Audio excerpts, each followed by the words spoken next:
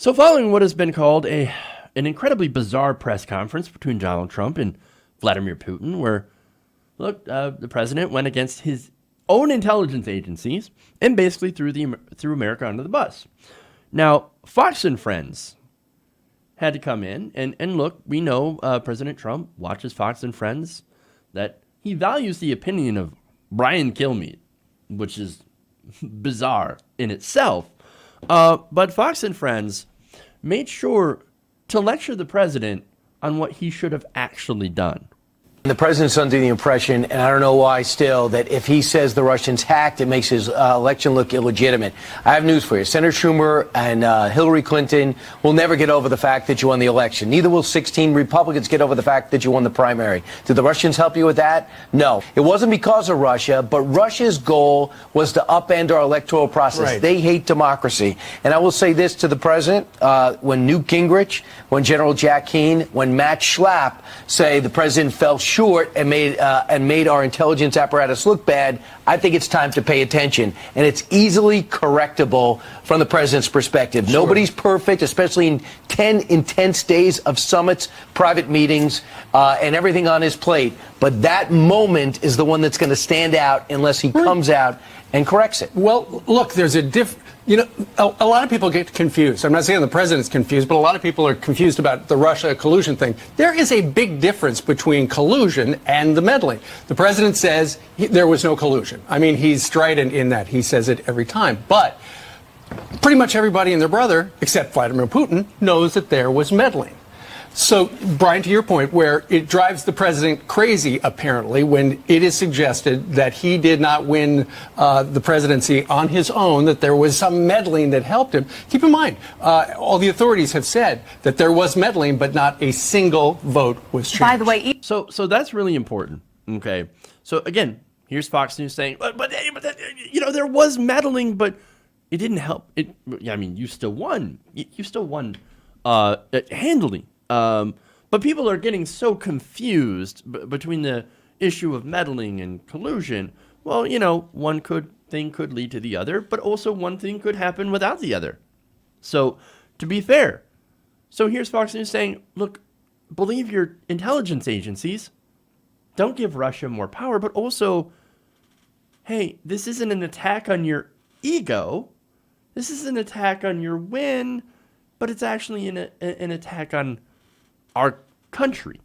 So I love this because, again, these guys are the Trump whisperers, right? They know he's watching. And it shows you how even his most strident defenders, except for Hannity, of course, because Hannity is beyond saving, shouldn't even try. They're all kind of rattled at what was basically Trump giving deference to a foreign leader whose country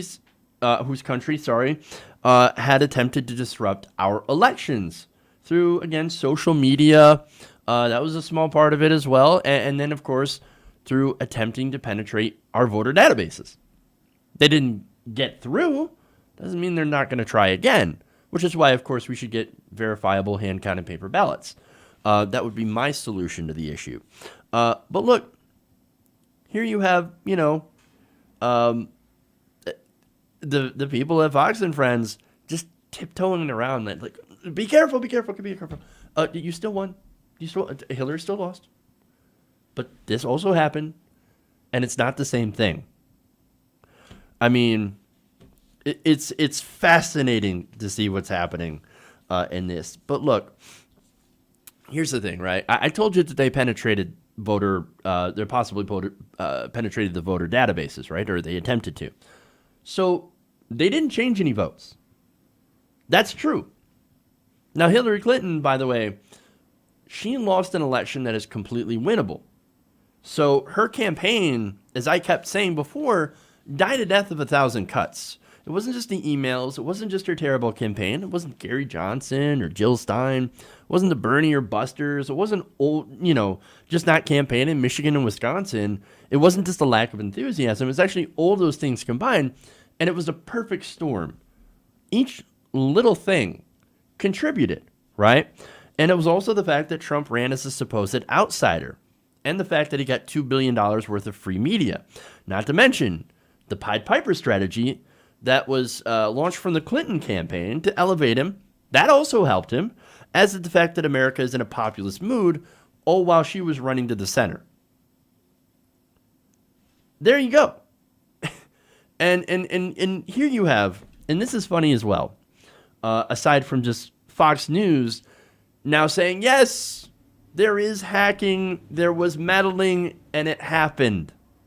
Now you have the I'm with her crowd, right? That cites these intelligence reports that the emails are hacked, because they were. But you see them ignoring the content of those emails.